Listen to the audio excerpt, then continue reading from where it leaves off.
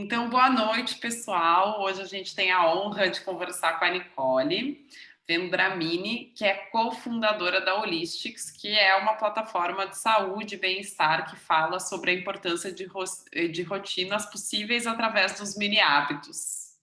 Depois de mais de 10 anos trabalhando com grandes empresas de saúde e alimento, mudou completamente a sua relação com o corpo, mente e trabalho e iniciou os estudos relacionados à saúde holística, nutrição ayurvédica e fitoterapia. Na Holistics, ela transita pelas áreas de negócio, comunicação e produtos, além de fazer o papel de tradutora do tecniquez da saúde para a comunidade digital da plataforma. Então, seja muito bem-vinda, Nicole. Queria te agradecer muito por estar aqui com a gente, né? Também pela Holistics ser uma marca parceira do Clube Roupateca. Então, para quem não sabe, o Clube Roupateca é um clube de vantagens, benefícios e conteúdos para a nossa comunidade. Então, tem lá um cupom de desconto de 15% dos produtos da Holistics. Para quem se animar aqui depois do nosso talk e quiser entrar na plataforma e dar uma olhada nos produtos e ver qual o mini hábito que você quer começar depois desse talk, pode pegar o cupom de 15% de desconto no clube e usar. Então, o clube ele é disponível para todas as mulheres do Brasil inteiro, diferente da Roupateca, que fica focada só aqui em São Paulo. A gente fez aqui algumas questões nossas e fora isso depois tem algumas questões que vieram do nosso Instagram e acho que como a gente tem poucas pessoas aqui, também todo mundo pode ir entrando e interagindo e fazendo perguntas, né? A ideia é ser um bate-papo. Então, eu já vou lançar aqui a primeira pergunta para a Nicole, né? Então, você que vem de uma longa trajetória da indústria da saúde de alimentos, o que te motivou primeiro a buscar esse conhecimento do Ayurveda e fitoterapia e de medicinas assim não tão tradicionais no Ocidente, digamos assim? Super. É a melhor pergunta, eu adoro essa pergunta. Bom, gente, prazer. Muito obrigada por vocês estarem aqui. Adoro dividir, compartilhar essa história. Espero que seja legal para vocês também. E aí, podem mandar pergunta também aqui no chat, a gente vai respondendo à medida que for rolando. Mas, bom, basicamente a Flá já comentou, né? Então, eu tenho uma trajetória profissional muito focada em empresas grandes. Então, eu sou marqueteira de formação, fiz administração e marketing, assim, nada a ver com nada. E sempre trabalhei com marketing, marcas grandes, tipo empresas Nestlé, Unilever, empresas realmente muito grandes. E aí, eu brinco que na minha casa, assim, eu comia quinoa antes de ser moda, assim, a minha mãe sempre foi uma pessoa meio natureba, que gostava de entender, tipo, ela via, sei lá, ficava vendo Fantástico e ficava prestando atenção para ver se o ovo era bom ou não, tipo, sempre foi um pouco conectada com esse universo, então acho que eu bebi um pouco dessa fonte. E ao longo da minha vida, fui vivendo minha vida normal, fui, né, trabalhando com essas marcas e sempre tive, assim, um pezinho na alimentação, mas pensando, assim, em alimentação bem industrializada, né? Se você olhar Nestlé, eu trabalhava com leites, biscoitos, chocolates, enfim, esse universo. E aí, depois de ficar, trabalhei até em uma farmacêutica, enfim, que é outro universo, eu brinco que meu passado me condena um pouquinho. Mas nesse caminho, acho que eu fui aprendendo muito sobre a visão dos brasileiros e brasileiras sobre saúde e bem-estar, acho que em geral, assim. E fui entendendo também o que as pessoas fazem, imagina, marqueteiramente, assim. Deixa eu só dando um aqui. Peraí. Será que sou eu? Agora passou. Boa, e aí fui entendendo, assim, acho que empresas e marcas com muito dinheiro para fazer pesquisa, aprendendo o que as pessoas querem, para fazer, né, comerciais muito mirabolantes que vão fazer a gente vender muitos milhões e milhões de reais. Fui entendendo também como se descobria o que as pessoas queriam, como se descobriam esses problemas que as pessoas tinham, né, em relação a esse universo. Então, comecei a ver também muita oportunidade nesse mundo e também aprendi a trabalhar com marca, negócio, comunicação, marketing. Então, foram grandes escolas.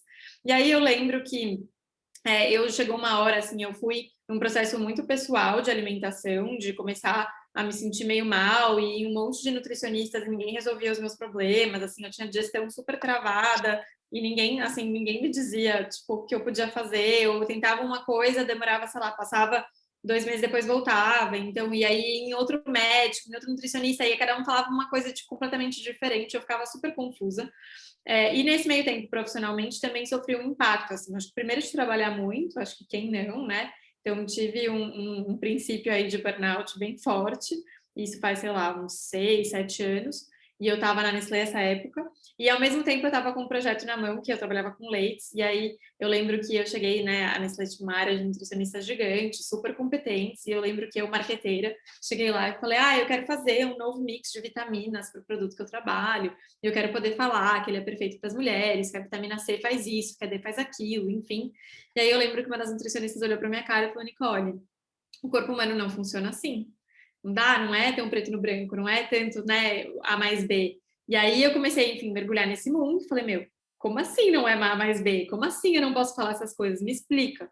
E aí comecei a entrar nesse mundo de uma outra forma, assim, tipo, tentando com, acho que um pouco mais de curiosidade, conectando os problemas que eu estava sentindo e passando na minha vida, entendendo que nada é tão preto no branco assim, e comecei a mergulhar nesse universo, assim, por pura curiosidade e obsessão. Aí comecei, enfim, fui pensar o que eu ia fazer, decidi que, sei lá, queria fazer nutrição já, sabe? Fiquei apaixonada, achei o máximo. Daí descobri que, putz, não seria a melhor formação do mundo, eu ainda queria continuar trabalhando com marcas. E aí eu decidi fazer uma outra formação, que é uma formação de saúde holística, que mudou bastante, assim, a minha trajetória, que é uma formação de uma escola de Nova York, que chama IIN, e é uma formação que você tem acesso a 1 milhão de teorias diferentes. Então, você passa por Ayurveda, você passa por medicina chinesa, você passa por sistemas médicos completamente distintos, passa pela nutrição funcional, e é obviamente, de uma forma superficial, mas você consegue enxergar o quanto de outras visões existe no mundo em relação à saúde, nutrição e todos esses aspectos de bem-estar, que não são as que a gente está acostumado aqui no Brasil, né? Ou que a gente está acostumado a ver no público mais mainstream, como a gente pode chamar, né, mais popular. E aí, enfim, fiquei muito interessada, comecei a me dedicar tipo, mais a isso do ponto de vista de estudos. Nesse meio tempo, saí da Nestlé, fui para uma Terra, que é uma empresa de orgânicos e naturais, enfim, que tem, enfim, é a maior empresa de orgânicos naturais desse universo, que foi comprada pela Unilever, caí numa empresa grande de novo, falei, não, não é isso que eu quero, deixa eu me mexer. Pessoalmente, também, nessa época, eu fui morar na Espanha, e aí foi aí onde o grande clique aconteceu, porque a Espanha, eu acho que para quem conhece, assim, tem uma influência árabe muito forte. Então, eles têm essa coisa das plantas, da fitoterapia, assim, muito, muito latente. Eles têm um conceito de ponto de venda que eu acho bem interessante, que são os herbolários. Então, são como se fossem farmácias naturais. Então, é exatamente uma farmácia, mas só com produtos naturais. Em cápsula, em pó, assim, parece remédio, sabe? Tipo, blisterzinho mesmo, mas é tudo 100% natural.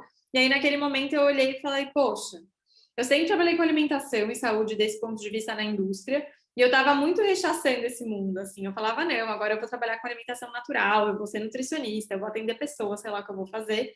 E eu olhei para essas categorias e falei, poxa, tem oportunidade dentro do mundo ainda de, entre aspas, industrializados ou de produtos um pouco mais prontos, tem muita oportunidade de categorias que a gente nunca nem pensou, que tem a ver com saúde e bem-estar, que não é só comer bem a saladinha do dia a dia, né? Cruzou-se esse momento meu com o da Ayurveda, então começou muito por essa coisa da digestão, eu ouvi, assim, em algum lugar alguém falando que a digestão era a premissa do Ayurveda, que nada funcionava sem a digestão, eu estava lá há anos tentando resolver meu intestino preso e, tipo, minha azia, meu refluxo, sei lá, e nada resolvia, por melhor que eu comesse, e eu realmente, assim, já essa época eu já tinha, assim, tirado tudo, testado tudo, feito de tudo e nada funcionava.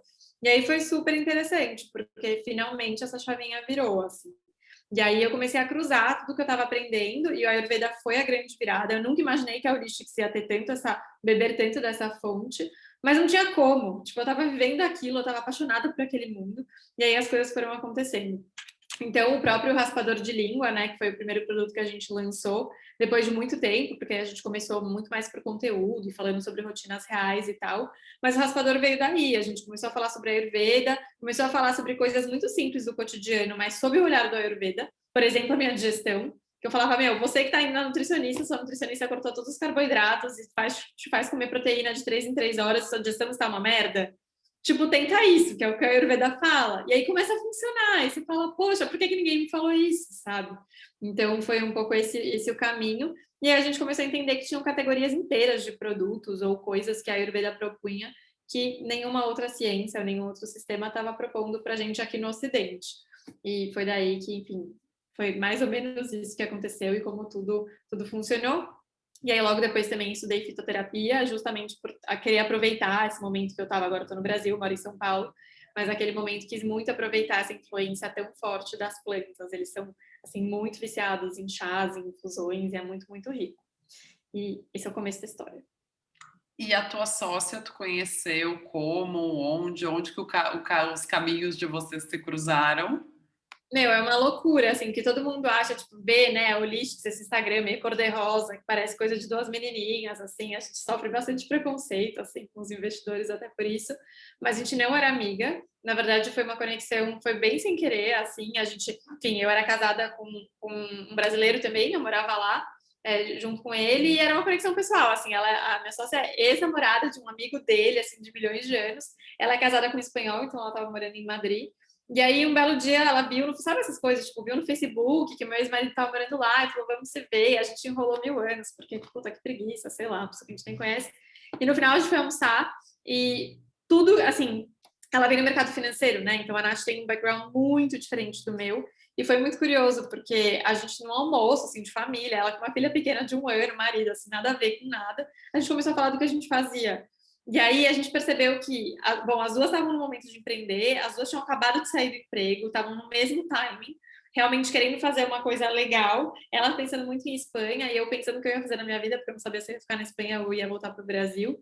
E ela, como tinha acabado de terminar o MBA e estava com um business plan, né, um plano de negócio muito claro na cabeça, né? Então ela já tinha feito todo o plano para ela, enfim, a época conseguir captar investimento e começar a fazer essa empresa rolar. Então, nem eu nem ela tínhamos muita grana, era só tipo economias assim nossas, não tinha dinheiro de família, nem nada. Estavam as duas vivendo sem trabalhar, então realmente era economia da economia. Então, ela já tinha essa visão de mercado financeiro, de como conseguir dinheiro, né? Como é que a gente vai pedir dinheiro para o investidor. E eu, na minha cabeça, do tipo, como é que eu faço esse conteúdo? Então, eu já tinha uma plataforma de conteúdo que tinha começado via Instagram, e eu, marqueteiramente, pensando como é que isso pode se transformar numa marca, como é que eu faço produto em cima disso, né? Então, olhando mais para esse lugar e estudando tudo que eu estava estudando. Então, eu tinha noção de negócio, mas trabalhando numa grande empresa, com uma verba de 50 milhões de reais, para pôr na Rede Globo, né? E ela com uma visão muito de startup, o marido dela é de startup também, então uma visão muito mais clara de como esse caminho do ponto zero podia rolar. Então ela era a pessoa que, tipo, abriu a empresa, sabe? E eu era a pessoa que fazia os posts lá no começo. Então foi meio esse o caminho. E hoje a gente já tem, né, o nosso time tem, sei lá, quase 30 pessoas e a gente já está 2 anos depois numa fase bem diferente, que é E o business desafiadora, plan mas dela muito não legal. tinha nada a ver com a Holistics, era um outro business plan sobre um outro negócio. Mais ou menos, ela tinha um plano, na época ela estava fazendo um business plan, ela também adora esse universo de saúde e bem-estar, mas ela estava com um plano de trabalhar a categoria de chás na Espanha, inspirada numa marca que, enfim, que fez muito sucesso e tal. E ela falou, meu, não entendia nada de marketing de marca. Eu lembro quando ela falou o nome da marca, eu falei, nossa, que vergonha, tipo, não vou comprar nunca isso. E ao contrário também, né? Ela deve ter olhado e falado, gente, essa menina acha que vai tirar dinheiro da onde fazer o que ela vai fazer, né? Então foi um match. A gente começou a trabalhar assim, 2 semanas depois. Eu falo assim que foi realmente tem coisas que são para acontecer. E foi um match muito legal também de expectativa, de ambição, né? Porque eu acho que tem isso, quando você cria um negócio, não é só uma questão de eu quero e você também quer, vamos se juntar e vamos ver o que dá. Acho que desde o momento zero a gente foi muito profissional. Tipo, a gente tem um acordo entre nós, a gente tentou falar, meu, que tamanho a gente quer que essa empresa seja, daqui 5 anos que cargo a gente quer ter, tipo, que nível de grana a gente precisa ter para viver, e como é que isso tem que funcionar, quanto tempo a gente está disposta a ficar sem grana para viver, né? O quanto os nossos, bom, o marido atual dela, o meu ex-marido, estavam dispostos a ajudar. Então, acho que rolou todo esse papo. Então, rolou um alinhamento nesse sentido também, que é uma das coisas que eu acho mais difíceis, porque sociedade é um casamento, eu acho que muito pior que um casamento nesse sentido, né? Conexão mesmo, né? De, Sim. tipo, o que você vai fazer? É muito da nossa vida colocado ali. É engraçado porque eu acho que, assim, eu vejo, assim, a minha sociedade com a Dani, por exemplo, a gente sempre fala que a Roupateca é 50% ousadia e 50% macumba. A gente fala cem por isso. cento, não tem, não sobra 1% ali de nada mais, só isso. Exato, porque tem que ser ousada, né? De dar a cara a tapa, de sair, de falar, de vender, e tem que ter um pouco de sorte nesse processo também, né? E acho que a gente vê, assim, por exemplo, a minha junção com a Dani também foi uma coisa que aconteceu, assim, meio que uma terceira pessoa que nos conectou. A gente fez uma reunião em dezembro, em janeiro já estava trabalhando juntas e daí foi assim. Então não tem uma receita de bolo e eu acho curioso ver como isso se dá nas parcerias assim. É, e eu, enfim, fico curiosa e gosto gosto de perguntar sobre isso. Gente, se vocês tiverem dúvidas, podem ir escrevendo aí no chat que a gente vai introduzindo aqui. É, bom, eu acho que a pergunta 2, que é quando que tu sentiu que isso poderia virar um negócio e a conjuntura que você avalia como necessária para empreender acabaram já vindo à tona na tua fala, né? Essa aqui é uma questão interessante que eu estou bem curiosa para ouvir a tua posição, né? Tu e a tua sócia são duas mulheres à frente de um negócio, né? E ainda no caso de vocês que foram atrás de recursos, captaram dinheiro e tem toda essa relação tem essa relação com investidores mesmo, né? Que é um ambiente que já é naturalmente mais masculino. Quando a gente olha pesquisas sobre aporte de dinheiro em empresas, a gente sabe que menos de 20% das empresas que recebem aporte são empresas lideradas por mulher ou que têm um quadro expressivo de mulheres no C-level. E eu queria saber se vocês alguma vez sentiram é, esse tipo de tratamento diferenciado entre homem e mulher e como que é a experiência de vocês sendo duas mulheres à frente do negócio? Então, ó, eu vou ser bem transparente para aproveitar que a gente está num círculo de confiança. Eu vou contar tudo, assim, porque, na verdade, assim, eu e a Nath, no começo, a gente trucava muito isso, assim, a gente achava que era uma coisa muito... A gente achava que acontecia, mas a gente não achava que ia acontecer com a gente, assim, de verdade. Porque a gente falava, meu, a gente é muito qualificada para fazer o que a gente está fazendo, né? A gente vem as duas de backgrounds muito sólidos, a gente tem um plano muito concreto, a gente trabalhou muito em cima disso. Tipo, a gente realmente não conseguia entender como isso poderia acontecer. Então, quase que nem passava pela nossa cabeça. A gente sentia que o nosso negócio era muito feminino, muito para mulheres, seria difícil explicar para todos esses homens que a gente precisava aí conversar. Mas fora isso, como empreendedoras, nunca passou pela nossa cabeça que a gente sofreria algum tipo de, vou falar retaliação, bem forte. Mas nada, assim, algum tipo, né, nem baia, sei lá, nem passava pela nossa cabeça, assim, de verdade. Isso também faz alguns, né, a gente está falando aí de quase 3 anos. Então, realmente foi uma coisa que a gente não parou para pensar e não prestou atenção no começo. Ao longo do tempo, a gente foi... E eu gosto de falar isso no começo, porque assim mostra o quanto é claro o que acontece. Não era coisa da nossa cabeça, não era que desde o começo a gente já estava com essa pulga atrás da orelha, assim, não é a gente enviesada. É porque a gente realmente começou a ver coisas muito concretas acontecendo. Então, um exemplo, e eu vim de empresas muito grandes que nas áreas de marketing, na verdade, tinham muitas mulheres, não em cargos de liderança, mas eu sempre trabalhei com muitas mulheres, então para mim era muito natural ter pessoas mulheres e líderes mulheres e conviver com mulheres, então eu realmente achei que não ia passar por isso. Fora esse desconforto de ter que explicar para um homem, né, que eu ia lançar um vibrador, por exemplo, mas até aí isso é mais um dos nossos milhões de problemas.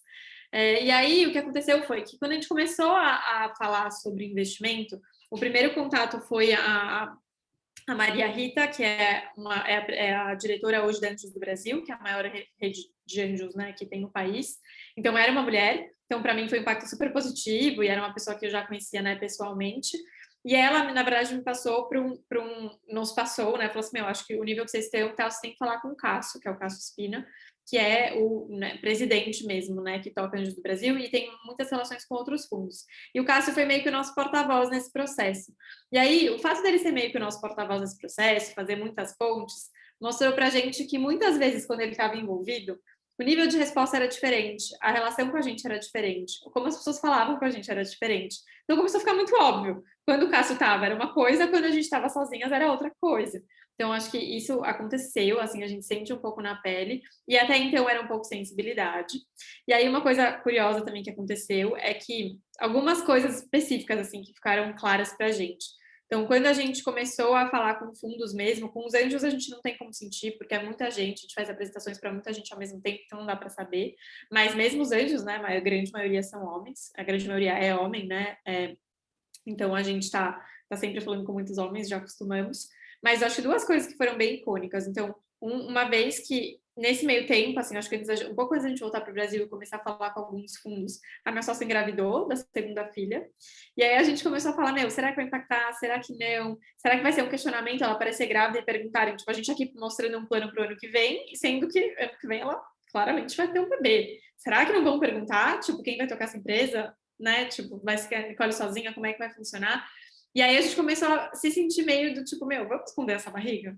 Tipo, vamos, sei lá, não falar que você tá grávida, sei lá, assim, vai com uma roupa normal e se alguém perguntar, beleza, mas se der pra não aparecer melhor, tipo, a gente começou a pensar o que a gente fazia, né? Enfim. Então a gente disfarçou meio que no começo, também uma barriga normal, super pequena, a Nath super discreta, então ninguém falou nada.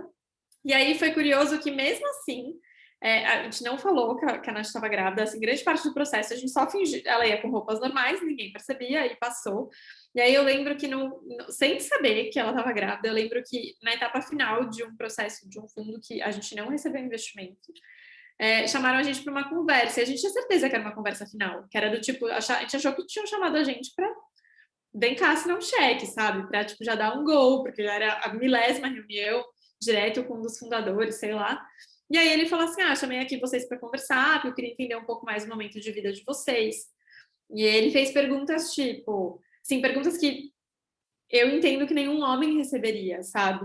Então, como está o momento de vida de vocês? Se vocês realmente estão voltando para o Brasil ou não? Porque eles não conseguiam acreditar. Os nossos maridos eram advisors na época, né? Meu ex-marido é um publicitário, tipo, conhecido, o marido dela é um super, né, CEO de startup e tal. Então, eles não conseguiam acreditar que a gente tinha convencido os nossos maridos para voltar. Então, eles perguntaram coisas do tipo, o que esses maridos vão fazer aqui? Se eles realmente toparam voltar, se a gente já estava morando no Brasil. A Nath já tinha uma filha pequena, e eu não tenho filhos, e aí rolou um papo do tipo, e você, Nicole, você pretende ter filhos? E eu, assim, Gente, tipo, que voltamos papo esquisito, a gente sabe? acha que as mulheres passavam só nos anos 70. Aqui a E de uma realidade. forma, eu vou até ser sincera, tá? Hoje, falando aqui, é muito óbvio que é um absurdo. Mas o jeito que a conversa foi conduzida é quase como se. Foi quase como, tipo, quero entender o momento de vida de vocês para entender o quão compradas vocês estão em relação a esse negócio. Mas quando você faz o exercício do tipo de pergunta, eu nunca ouvi nenhum executivo sendo questionado para. Sua mulher está vindo mesmo para o país que você está sendo expatriado? Sim, se eu tô vindo, eu tô vindo, sabe? Por que uma mulher tem que receber essa pergunta? Então foi muito louco, assim, deu um bug na nossa cabeça. Depois de um tempo, mas a gente demorou para perceber o quão absurdo era.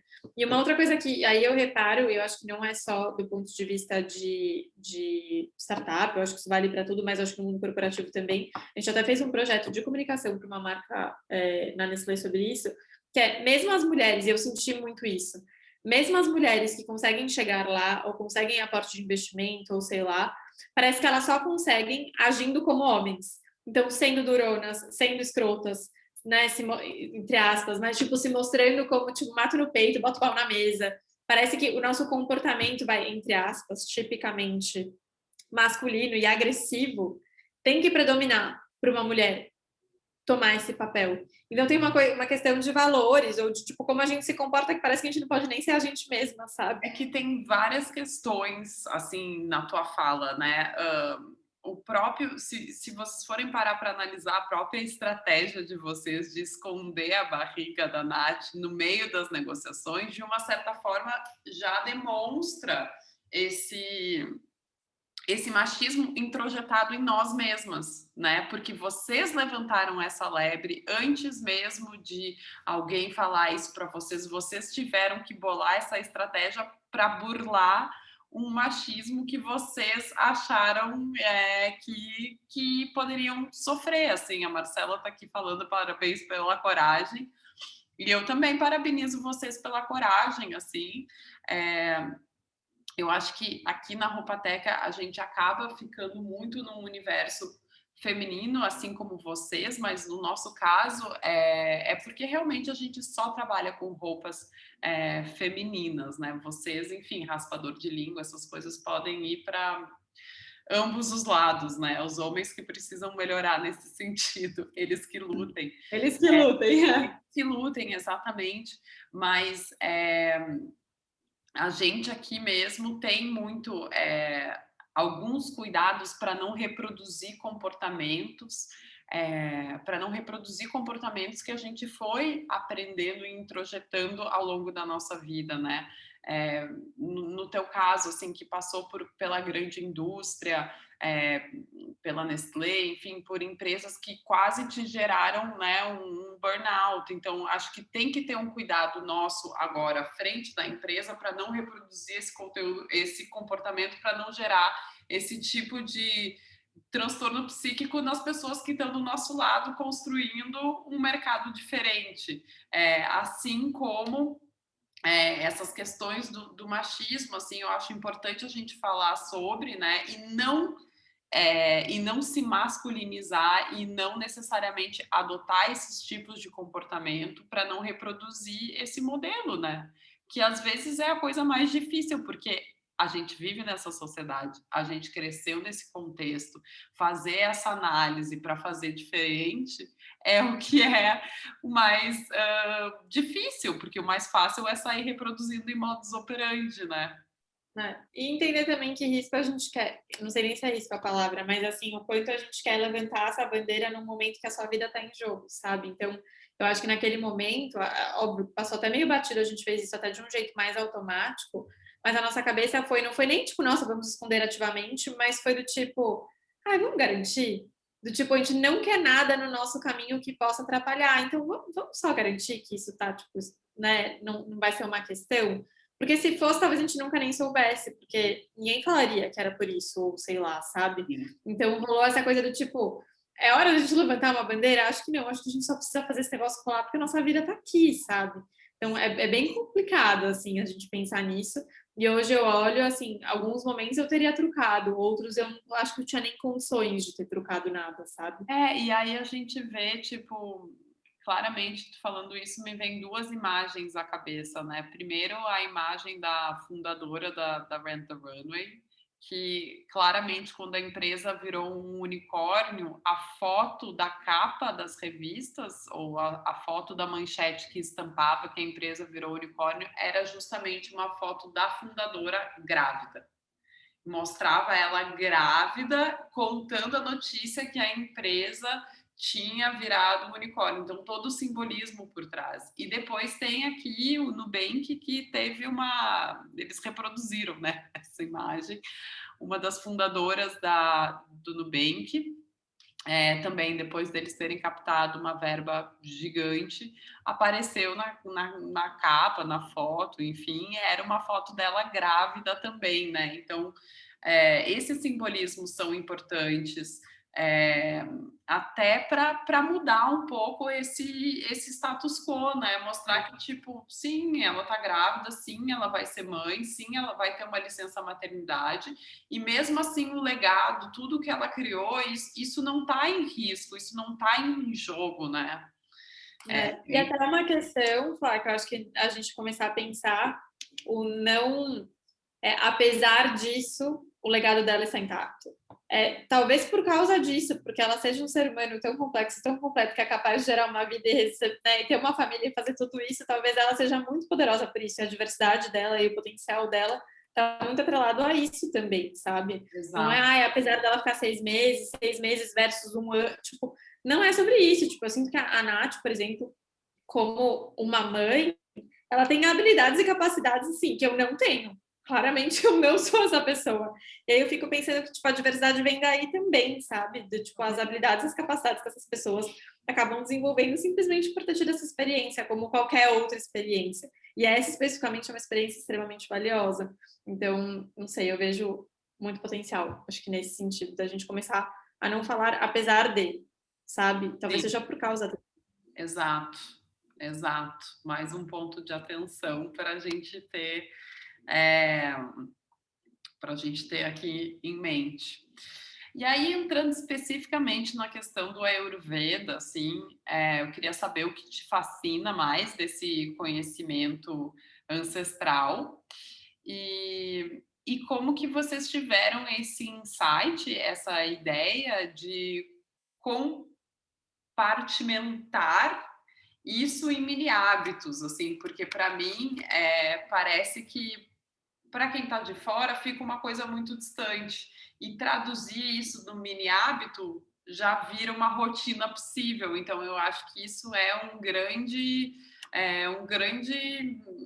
grande mágica do Holistics, né? Porque não deixar o negócio mais próximo e mais fácil da nossa rotina. É, super. Eu acho que esse foi, óbvio, foi um trabalho de posicionamento de marca, de entender o que fazia sentido para as pessoas e tal. Então, não é que a gente teve essa ideia do além. Queria muito ser, tipo, gênia nesse nível. Mas não, é um trabalho que eu aprendi a fazer, eu acho que ao longo de muitos anos, assim, trabalhando com marketing, de entender qual é a mensagem certa, do jeito certo para passar para as pessoas, de acordo com o que elas realmente precisam. E uma coisa que eu identifiquei, assim, isso sim, eu percebia muito, principalmente, acho que das minhas amigas, que estavam nesse mundo normal, assim, de empresas grandes, correria, vivendo uma vida meio doida e tal, eu percebia que tudo era, no mundo da saúde, da alimentação e tal, era tudo muito pesado, muito chato, muito restritivo. Elas tinham preguiça desses temas. E eu achava o máximo. E eu falava, mas por que eu acho o máximo e elas têm preguiça, sabe? E eu comecei a perceber que era porque eu tenho uma característica, eu tenho um interesse nessas áreas que passa do meu interesse só pessoal. Eu já estava em outro rolê, eu estava realmente estudando, eu queria profissionalmente trabalhar com isso. Eu comecei a perceber que as pessoas que não têm esse interesse achavam tudo super pesado. E aí, eu acho que juntei isso com uma sociedade extremamente imediatista, né? Vamos combinar que a gente quer tudo de ontem para hoje. E eu comecei a pensar, tipo, como é que eu posso trabalhar essa sociedade imediatista, como é que eu posso trabalhar os mesmos símbolos do imediatismo, mas para coisas boas, para coisas que vão melhorar a sua saúde, que vão melhorar a sua vida. Então, ao invés de eu fazer uma propaganda para te vender Coca-Cola, eu vou te fazer uma propaganda aqui, vou falar que em 10 segundos você vai conseguir trabalhar uma coisa muito importante na sua vida. E aí, a Holistics passa a ser só o primeiro passo dessa jornada.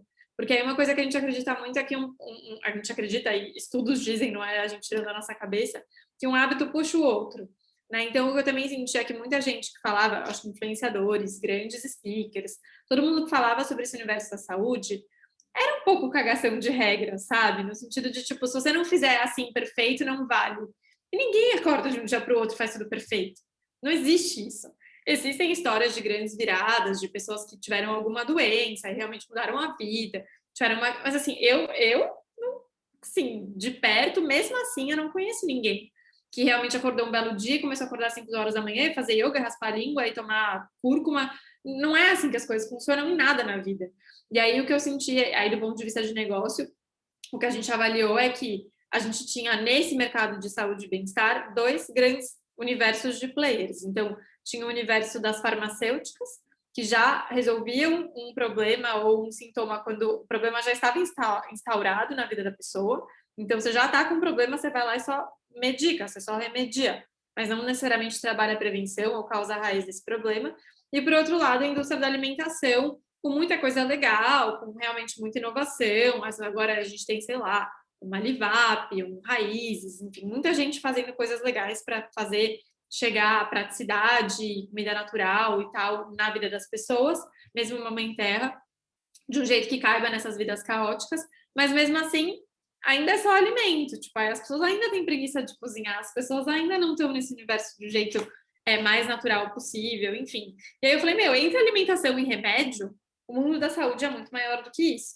Então, como é que a gente pode trabalhar coisas ainda mais simples? E aí vieram as ideias de acessórios, que foram os primeiros produtos, que foi o raspador de língua e a escova seca, que tem esse benefício imediato e tem um benefício não imediato. E a partir do momento que a gente consegue plugar a pessoa pelo imediato, ela está um pouquinho mais aberta a ver o que não é imediato. E ela começa a conectar isso com outras coisas que ela faz na vida dela. Né? Então, o raspador, por exemplo, hoje a gente fala muito do raspador como uma ferramenta de higiene bucal, a gente fala dele sobre tipo, uma ferramenta para melhorar mau hálito, que melhora mesmo. E aí, de repente, essa pessoa que não sabia, nem sabe nem o que é Ayurveda, tá falando, nossa, eu realmente estou meio com bafo, sei lá, acho que eu vou tentar, né? E começa a pensar, ou a galera que começa a entrar nesse mundo pela sustentabilidade, fala, não quero ficar comprando raspador de língua de plástico na farmácia, esse dura mais, vou comprar esse. Ou a galera, foi engraçado que o raspador também pegou, assim, a gente marketeou e falou com muita gente do universo mais da moda, ou, né, pessoas que nem estão nesse universo da saúde, porque, tipo, ele é bonito, tem uma coisa de estética que a gente sempre cuidou desde o começo, parecia uma joia, sei lá. Então, todo mundo, sei lá, se via foto de raspador fora do Brasil, a gente pegou muita referência, era lá uma língua amarela feia com o raspador na frente. A gente falou, a gente nunca vai tirar essa foto horrorosa, a gente não vai falar dele desse jeito. Tem um tema de ser um pouco sexy também, sabe? Para as pessoas quererem fazer aquilo. Casualmente, eu pratico yoga desde 2005, então eu sou uma early adopter do raspador de língua. E a minha professora de yoga me ensinou, pega uma colher e pá. Então, assim, eu sempre raspei a língua, mas com o que tinha para raspar, não necessariamente eu tinha um raspador bonitinho, assim. Eu lembro que eu comprei o raspador de língua de vocês, assim, logo que vocês lançaram, enfim, quando eu fui impactada. E ele tá comigo até hoje, assim. Eu tenho 2 hoje. Um fica na minha necessaire de viagem e o outro fica já em casa. Ali. Gosto muito de raspar a língua, assim, né? Não, e para mim esse talvez seja o maior exemplo, né? Então a gente começa falando com esse público que não está tão conectado por benefícios mais imediatos e óbvios, tipo higiene bucal, mau hálito e tal, mas a gente consegue plugar com outros benefícios que as pessoas nem sabiam. Então a gente começa a falar da relação disso com a sua digestão, a gente começa a falar sobre a relação, né, desse hábito com o próximo hábito, que é qual a próxima coisa que você vai comer, ou a primeira coisa que você vai comer antes de você, né, logo depois de raspar a língua. Antes de qualquer coisa. Então, dá para começar a falar de onde veio esse negócio, que veio do Ayurveda, e na época não se falava sobre mau hálito, falava sobre outras coisas. Essa coisa de ser um detox natural, do tipo, por que você tem essa capinha branca? Então, se você começar a reparar, o dia que você come pior no dia anterior, essa capinha branca é mais espessa e maior. Então, a pessoa já começa a conectar outras coisas. Então, a gente passa a ser, na verdade, o mini hábito passa a ser uma porta de entrada para uma coisa muito maior, sabe? Então, acho que tem esse caminho também. E aí foi meio que assim que a gente construiu e costurou o conceito dos mini hábitos. Aqui tem uma pergunta da Jaque, se esses produtos que vocês produzem são importados ou são produzidos do Brasil, porque realmente não achei nem a escova e nem o raspador em muitos sites do Brasil e vocês são referência. A gente depende do produto, então tem vários produtos que a gente faz no Brasil, tudo que dá para fazer no Brasil a gente faz, mesmo os que não dão ainda, a gente está buscando fornecedor, mas a maioria não, acessórios em geral eles são importados. E eu também explico por quê. Porque, bom, tem um tema de supply mesmo, assim, por exemplo, o cobre não é um metal comum no Brasil, que tipo, não tem essa produção aqui, então faz mais sentido a gente também trazer de lugares que a gente consegue controlar de onde vem, quem são os fornecedores, inclusive isso é muito legal, porque a gente é bem chata com cadeia, né? Então, todos os fornecedores a gente visita, a gente vai ver, tipo, né, com os nossos olhos. E aí, eu lembro que o raspador, a gente mudou de fornecedor, a gente estava num fornecedor, um raspador que vem da Índia, e eu lembro que a gente tinha que mudar de fornecedor, e a gente falou, a gente não conhece fornecedor, a gente não sabe, e aí, o que a gente vai fazer? E o nosso plano sempre foi pegar um avião e ver. Era, tipo, nesse nível, a gente, né, e ver. Sim. E aí, a sorte que a gente deu é que a gente tinha um investidor, que é um head de supply da Heinz, que mora lá, e ele falou, eu vou ver para vocês. E aí ele foi. Então, tipo, é nesse nível, sabe? A gente dá um jeito, tipo, e isso é uma coisa muito de mulher. Qualquer homem de negócio, eu acho que falaria, não sei, não deu pandemia, sei lá. A gente falou, alguém vai ter que ir Não, mas lá, não isso sei quem é que vai. extremamente importante, né? Tipo, conhecer as Vamos, coisas. né? A gente tem que literalmente ver com os nossos próprios olhos. Então, esse é um exemplo. E o exemplo da escova também é um exemplo de um produto importado, que foi até bem curioso, porque quando a gente achou a escova, enfim, a gente conhecia a escova, a gente morava na Espanha, a gente descobriu um fornecedor lá, e aí a gente falou, puta, mas, né, como é que a gente vai mandar para o Brasil e tal? E aí a gente começou a procurar. Então, no Brasil a gente não achou, mas a gente também descobriu que todas as escovas secas que tinham no mercado, tipo esse tipo de escova, né, que para essa prática específica, que é mais firminha, ou elas eram feitas de plástico, acho que, bom, ou elas eram feitas de plástico, e aí era firme e tal, mas era uma plastiqueira ali, que até é ruim para limpar e tal, não é nem higiênico. Ou elas eram, tinha algumas que estavam lá 100% naturais, blá blá blá, biodegradáveis, não sei o quê.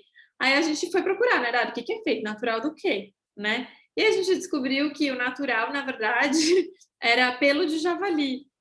E aí a gente falou, meu Deus, tipo, tem milhões de escovas no mundo inteiro, naturais, assim, tudo, né, plantinha, aqueles claims perfeitos lá na Amazon e tal, era tudo, tipo, pelo de javali. Aí lá foi a gente também buscar um fornecedor que faria uma escova 100% vegetal e tal, e aí hoje a nossa é feita de uma planta que chama, é um tipo de cactus, que chama agave cactus. E aí também não achamos fornecedor no Brasil, então a gente tem que fazer algumas escolhas, sabe?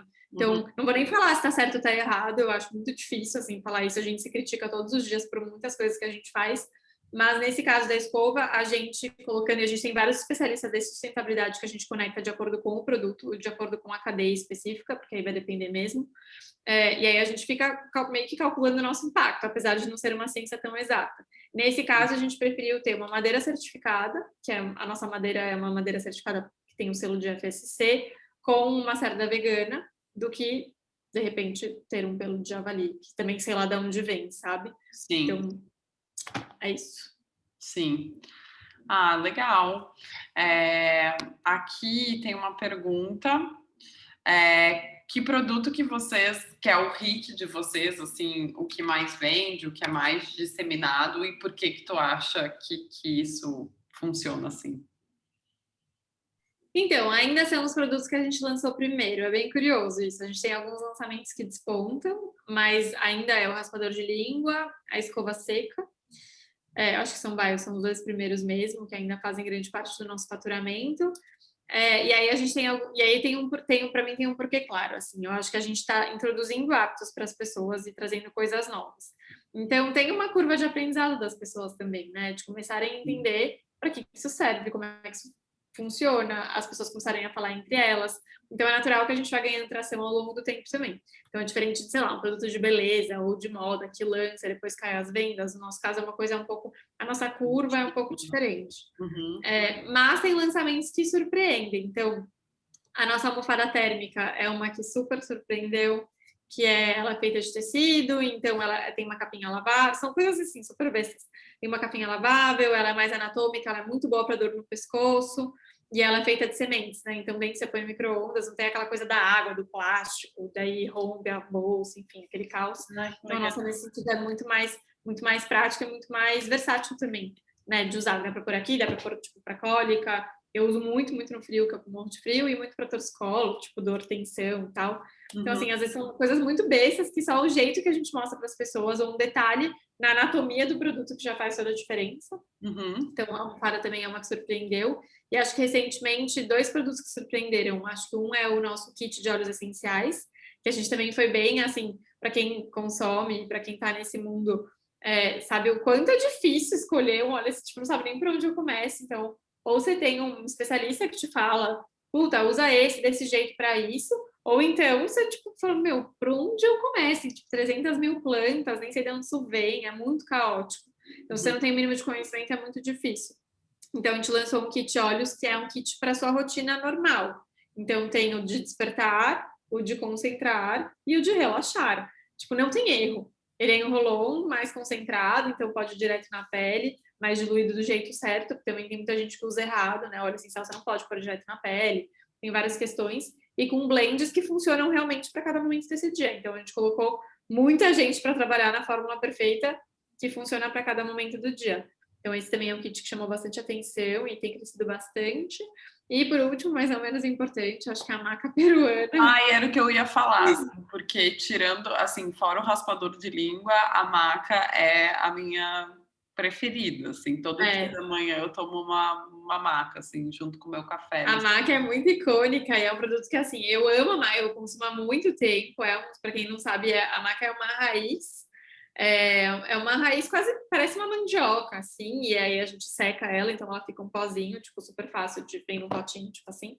Então ela é super fácil de tomar, ela é meio adocicada, então dá para colocar no café, tipo, no, né, iogurte, qualquer coisa. E é uma delícia. E aí é engraçado, porque o benefício, ela é super, super, super nutritiva. E já tem um monte de estudos dizendo que ela, na verdade, não é recente, assim, uma coisa sabida, que ela ajuda muito no equilíbrio hormonal em geral. Então, se para você o tema de hormônios está, por exemplo, te deixando com baixa libido, ela vai aumentar a sua libido. Se você tem uma questão, de repente, de fertilidade, ela pode ajudar. Então, ela vai trabalhar no seu sistema endócrino de uma forma um pouco mais geral, e as plantas trabalham de uma forma mais sistêmica, com medicamento, por exemplo, também. Então, isso é bem interessante, a gente considera que é uma planta adaptogênica, que ela se adapta ao que você precisa, isso é bem interessante, né, de usar um alimento para isso, um alimento tão potente, além dela ser mega nutritiva. Então, para quem treina, para quem tem, né, baixa de energia, ela é muito boa para resistência muscular em geral. Então, virou uma queridinha, e aí virou essa coisa da libido, também virou um boom, assim, porque é muito real, tipo, talvez seja um dos produtos holísticos que você mais sente na prática. Eu parei de tomar recentemente, eu falei, eu não sei mais o que fazer com esse fogo. Socorro! Porque Amiga, tem vibrador também, é bem fácil descobrir o que Amiga, fazer me com esse fogo. manda. Nessa hora a gente não, abre o mas microfone, né? Todo mundo fica animado. Eu vou ativar meu código do clube. Já vou às clubes. Boa! essa é potente, essa vale. Enfim, então tem a maca também, que aí é uma coisa curiosa, sabe? E é muito legal poder falar de uma coisa que tem embasamento científico, é 100% natural, é tipo super interessante. E tem muita coisa por trás, assim, essa coisa da maca. Na verdade, a maca ela é tão potente, assim, dizem, né? Que explicando do ponto de vista de fitoterapia, porque ela cresce num lugar muito inóspito. Então, as plantas, na verdade, elas carregam as propriedades do lugar que elas cresceram. Então, se uma planta conseguiu sobreviver a esse ambiente tão difícil de prosperar, você está consumindo essas características dela também. Então, por isso que ela é tão potente, tão nutritiva. Tipo, faz a gente também conseguir prosperar em situações inóspitas. Então, até do ponto de vista de energias, enfim, quem Legal. trabalha do ponto de vista elétrico. É bem legal. Isso junto com também eu recentemente eu comecei a ver, não terminei, o documentário sobre os fungos fantásticos que tem no Assim, Netflix. Agora tu falou isso e eu lembrei porque no início eles falam dos lugares mais inóspitos que os fungos crescem e eu nunca tinha feito essa relação entre o consumir cogumelo e me dar conta de onde ele cresceu e todas as forças. Muito para o legal. Ayurveda isso é bem claro, assim, eles falam de qualidade, o Ayurveda, óbvio, né, é uma outra linguagem, mas eles falam de qualidades. Então, que tudo que você consome, você está consumindo a qualidade daquele alimento. Então, se é um alimento, por exemplo, vou dar um exemplo idiota, mas que eu acho que é mais fácil de entender. Uma abóbora, que, sei lá, é uma raiz que cresce embaixo da terra, ou enfim, cresce muito perto da terra, ou uma batata, que cresce literalmente embaixo da terra. São alimentos que, para o Ayurveda, acalmam o sistema mental. Sistema nervoso, né? Te acalmam do ponto de vista que você está com muita agitação mental. E por que isso acontece? Para o Ayurveda, são plantas que estão literalmente aterradas. Essa coisa que a gente fala de botar o pé no chão. Tipo, sabe quando você está muito avoada, muito louca, e você fala, preciso pôr meu pé no chão? É literalmente isso. Né? Então, eles entendem que as propriedades dos alimentos, de como eles vivem, prosperam, crescem e tal, a gente acaba consumindo não só do ponto de vista físico, né? Corpo, mente, alma, tá tudo misturado. Eles não conseguem fazer essa separação. Então, é muito interessante quando a gente pensa sobre isso também. Então, esse é um exemplo. Todas as raízes para o Ayurveda, elas acabam no sistema nervoso. Tipo, realmente baixam essa agitação, porque elas simplesmente cresceram embaixo da terra. Então, dá para fazer muitas analogias aí, de acordo com essa ciência. Demais. Aqui na Roupateca, a gente recebe vários relatos de mulheres que começaram a usar o guarda-roupa compartilhado. E isso foi tipo uma porta de entrada, digamos assim, para algumas outras questões, né? Então, tipo, às vezes as mulheres chegam aqui com uma coisa tão simples que é tipo, quero diversificar looks por um preço fixo. E aí elas começam a usar e a ter acesso às peças e a se dar conta que os gatilhos de consumo são completamente outros, né? Então, assim, que não é a necessidade do vestir que leva elas a consumir, que muitas vezes pode ser ansiedade, pode ser depressão, pode ser insegurança. Então, a gente tem vários relatos de mulheres que começaram a usar roupa teca e acabaram mudando os hábitos de vida, questionando relacionamentos, questionando até os alimentos que elas consomem, questionando as marcas que elas vestem e tudo mais, assim.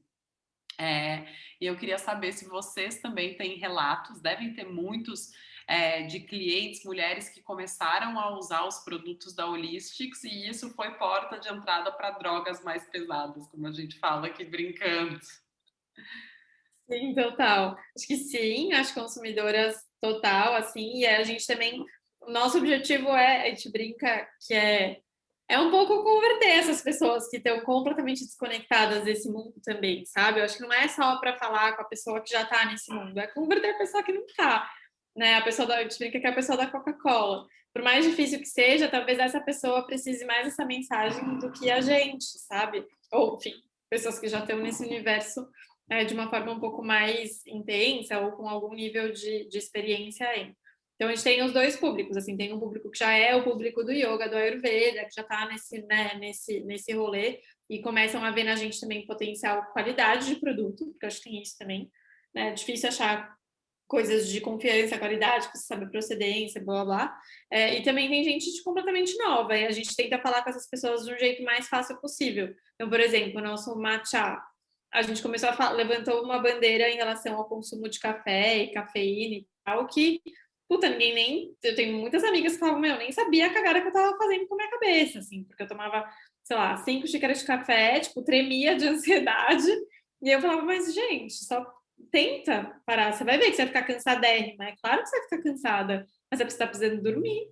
Não porque você, né, tem algum problema.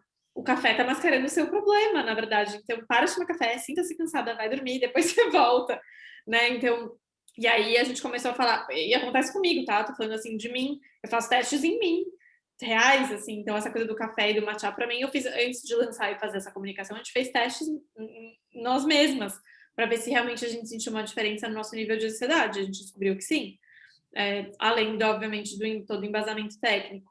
Então, sim, que a gente tem muitas histórias nesse sentido, e muitas pessoas que falam, acho que uma das coisas mais legais, a gente recebe mais elogios, por exemplo, é da nossa embalagem, que a gente realmente toma muito cuidado para usar, a gente é praticamente zero plástico. O que tem de plástico, assim, é uma etiqueta ou outra muito pequena, que a gente faz, tipo, muito, muito micro, que é um tema de vedação e até, às vezes, de legislação, que eles, tipo, não deixam mesmo, né, não pode ser outro material, enfim. Mas tudo que dá, absolutamente tudo que dá, a gente faz. E a gente fala que as pessoas ficam muito surpresas, assim, com a embalagem, porque às vezes chega, e já rolou muito com a gente, assim, de, sei lá, do tipo, o fornecedor, a gente fala, a gente precisa de, a nossa caixa tem umas proteções, né, normalmente vem plástico bolha, vem aquelas bolhas grandonas, sabe, com ar, vem todo aquele, tudo plástico, plástico, plástico, quando você pede pela internet. E aí todo mundo falava, não, não tem como, não tem como. Aí a gente foi buscar um isopor biodegradável, mas também era uma sujeira. No final a gente achou. E assim, não foi tão difícil, sabe? Mas a gente teve que ser insistente. E às vezes as marcas não são tão insistentes, né? E aí as pessoas começam a reparar. É engraçado, que é um dos maiores elogios que a gente recebe, e não só do público super conectado. É um público que olha e fala, nossa, nunca recebi isso aqui num papel. Olha que dá.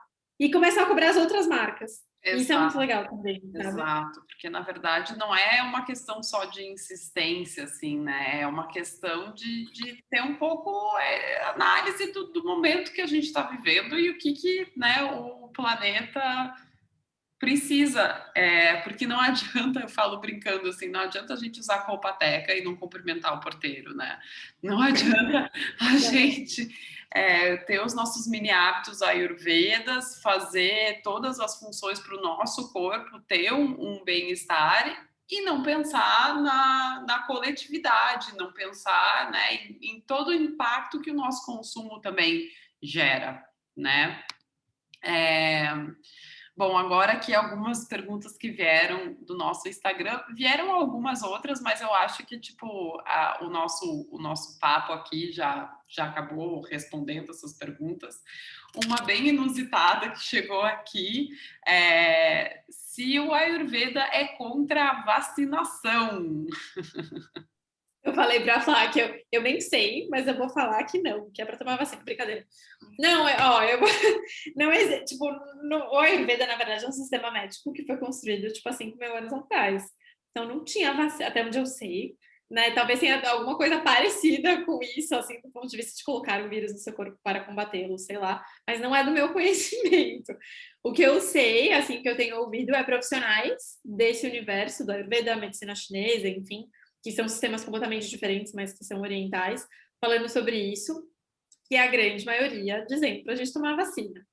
Aí eu posso dar a minha opinião pessoal, assim, do que eu acredito, assim, eu tomei vacina, enfim, eu acredito na vacina, né, não só na eficácia, mas na necessidade da gente, como sociedade, fazer isso, não só por nós, mas pelo todo. Eu até comentei com uma amiga outro dia, assim, que eu acho que quando a gente decidiu viver em São Paulo, por exemplo, quando a gente viver em São Paulo, em grandes cidades e tal, e com pessoas, e nessa sociedade, a gente fica 8 horas por dia trabalhando numa tela, fumegando poluição, a gente bebe, a gente fuma, tem gente que usa droga, tem gente, sei lá, tipo, a gente faz tanta coisa, e mesmo quem não, sabe? Tipo, mesmo se você fizer tudo perfeito, viver já, tipo, já faz tanta coisa que não é perfeita, e aí eu fico pensando, tipo, não é a vacina, sabe, que vai realmente destruir a nossa vida. E eu acho que, assim, se realmente é uma decisão, né, não vamos tomar vacina, ou se você como pessoa decidir não tomar vacina, a minha sugestão, então, que, de repente, você vai longe das pessoas e não vai fazer parte dessa sociedade, porque essa sociedade, ela talvez precise que a gente tome uma decisão pelo coletivo. Mas essa é a minha visão. Então, para mim, tem o tema do coletivo e tem um tema do individual. Eu acho que a gente, às vezes, deixa de fazer tanta coisa que a gente tem controle em relação à nossa saúde. Não sei se é a vacina realmente o nosso foco nesse momento, sabe? Eu acho que a gente tem que tomar isso. Chegou aqui uma pergunta muito boa da Eduarda aqui no chat, perguntando se tu pode contar um pouco sobre a tua rotina, Nicole. Que dicas de como fazer pausas conscientes para descansar à tarde? Boa pergunta. Nossa, é uma boa pergunta, é uma pergunta difícil, porque eu acho que tem fases, né? Acho que eu tenho fases boas, fases ruins. Eu acho que o fato também de ter uma empresa fez com que eu tivesse um pouco mais de autonomia em relação a isso. E a gente criou regras, tipo, para a empresa inteira, assim, para isso valer para todo mundo. Então, o que eu fiz, e aí eu vou falar de coisas até, porque eu acho que tem coisas que são muito individuais, que eu acho que para cada pessoa vai valer diferente. Mas coisas que a gente sentiu que tiveram impacto na vida de todo mundo que trabalha, assim, sei lá, tem uma rotina como a nossa. Então, uma delas é, a gente não faz reuniões de manhã, tipo, não fazemos. Então, internas, pelo menos. Se você quer fazer uma reunião com uma pessoa de fora, externa, tá, você pode. Mas a gente não faz reunião de manhã, primeiro porque a gente entende que tem um tema de Ayurveda mesmo, assim, de ciclo circadiano, de ascensão de energia, que de manhã a gente tá, tipo, aquecendo as turbinas. E é um momento que a gente poderia fazer um trabalho muito precioso pra gente entrar num call de Zoom, sabe assim? Então a gente decidiu que, tipo, esse primeiro momento do dia é um momento que as pessoas podem fazer o que elas quiserem para trabalhar, porque a gente não acha que um trabalho de qualidade vem de 15 minutos entre um call e outro. Então a gente precisa desse tempo para trabalhar. Se a gente for pensar, nem é tanto tempo assim, né? Se metade do tempo a gente está em reunião e metade a gente está trabalhando com a mão na massa, poxa, já está bem desequilibrado na minha percepção, sabe? Queria que esse número fosse, sei lá, um 80-20. Então isso é uma coisa que a gente instituiu e vai muito bem, assim, fez muito bem para todo mundo. Outra coisa que eu faço, assim, que aí é uma regra que eu... aí eu sou meio, né, meio chefe, tipo, instituir, foi minha reunião de 45 minutos. Porque não dá para entrar de uma reunião e outra, assim, tem que fazer xixi, tomar água, sabe? Pelo amor de Deus. Então, o nosso automático das reuniões, né, são 45 minutos. E se alguém marca de 1 hora, eu vou perguntar para a pessoa, porque às vezes precisa. Mas eu falo, precisa? Porque eu acho que toda reunião de 1 hora pode ser 45 minutos, se a gente se organizar, sabe? Então, isso é uma coisa também que a gente instituiu. E aí, falando de uma coisa, talvez, deixa eu pensar assim, mais pessoal, eu acho que cada um também tem a sua pausa, sabe? O que é pausa para você? Eu cheguei à conclusão, eu sou uma pessoa, eu sou muito agitada, eu sou muito acumuladora de atividades, então eu percebo que eu uso muitas atividades para fugir de algo importante que eu quero fazer, às vezes eu procrastino uma coisa importante e falo, não, eu não tenho tempo, eu preciso fazer isso, e aí quando eu vejo eu estou muito enrolada, e eu tenho a minha agenda do trabalho, tenho meu e-mail, tenho tudo, mas eu tenho meu caderninho, assim, físico, que eu anoto as 3 coisas que eu preciso fazer no dia. Eu sei que mais que isso, se eu fizer, é lucro. Porque se eu fizer 3 coisas consistentes, completas, num dia, Eu sei que no final da semana eu vou ter feito 15 coisas consistentes completas um dia. É muita coisa se a gente for pensar. E eu sinto que eu passo o dia resolvendo pepino e cacareco. Então, eu uso justamente essa minha manhã para resolver essas 3 coisas. E à tarde eu falo que a tarde nem é minha. À tarde, tipo, as pessoas marcam reunião e aí a vida que segue. Mas, assim, poxa, 3 coisas por dia eu já acho bom o suficiente, sabe? Muito Então, boa a tua organização. esse é um método bem de trabalho, assim, mas que eu acho que é o que mais me ajuda, porque eu até poderia falar, tipo, eu tomo esse chá, tomo não sei o quê, mas assim, aí depende muito do momento. Eu acho que pensando em saúde mental, essas são as principais coisas que Muito impactam legal. a minha vida. Meninas, a gente já está se encaminhando para as nossas considerações finais. Se alguém tiver alguma dúvida, pode mandar aqui para a gente. Se não, vou fazer aqui a última pergunta, né? Como conseguir incluir essas práticas da Ayurveda nos hábitos cotidianos? É uma pergunta complexa que veio do nosso Instagram. É difícil essa pergunta. Eu acho que até no nosso Instagram a gente tem muitas dicas sobre isso, acho que deve ter post no nosso portal também. Mas basicamente, assim, vou ser muito genérica, mas é o que funciona, e eu acho que vale sim, se vocês procurarem no próprio Instagram, a gente pode até mandar.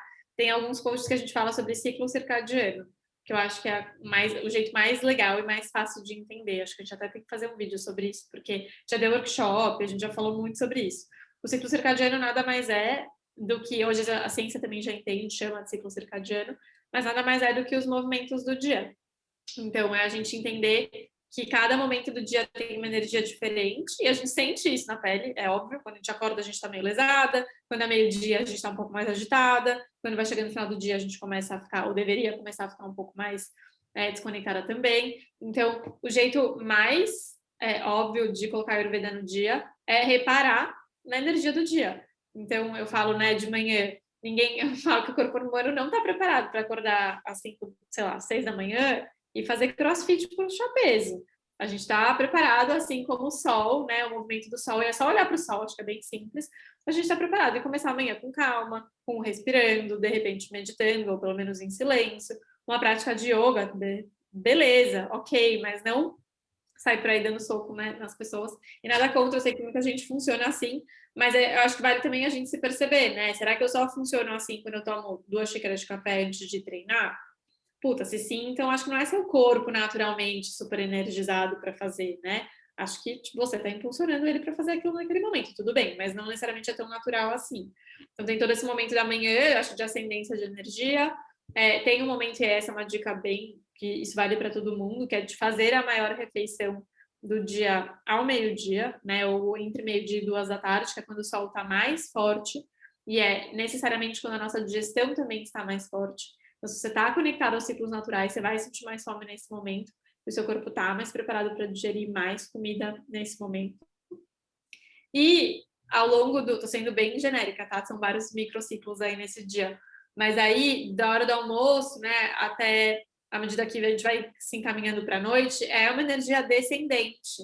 Então, em teoria, a gente deveria, se a gente comer uma refeição que a gente consegue digerir bem e tal, na verdade, a gente deveria ter um pouco de menos energia ao longo do dia. Então, para a Ayurveda, por exemplo, a gente deveria fazer a última refeição do dia enquanto o sol ainda existe, porque depois a nossa digestão começa a apagar. O que acontece, na verdade, que tem muita gente fala, eu sou uma pessoa noturna, né? Eu fico muito energizada quando acaba o dia e tal. Na verdade, para o Ayurveda não existe isso, né? O que acontece é que hoje a ciência explica, a gente chega 6, 7 da noite, não tem mais luz, o que a gente faz é acender todas as nossas luzes, ligar todas as nossas tecnologias, ficar na tela do Instagram e ligar a TV. Então, claro que o nosso corpo acha o quê? Que é meio-dia, porque a gente está colocando um monte de luz nele, um monte de estímulo nele, então é claro que você vai se considerar uma pessoa noturna, mas é você que está estimulando essa prática. Às vezes a gente faz isso há tantos anos que a gente nem repara mais, a gente acha que é o nosso normal e na verdade não. É comum, mas não é o normal. Então, falando em linhas gerais, eu acho que é realmente, né, se conectar um pouquinho mais com esses movimentos do dia. Muito legal. Vamos aqui para a última pergunta que chegou da Jaque.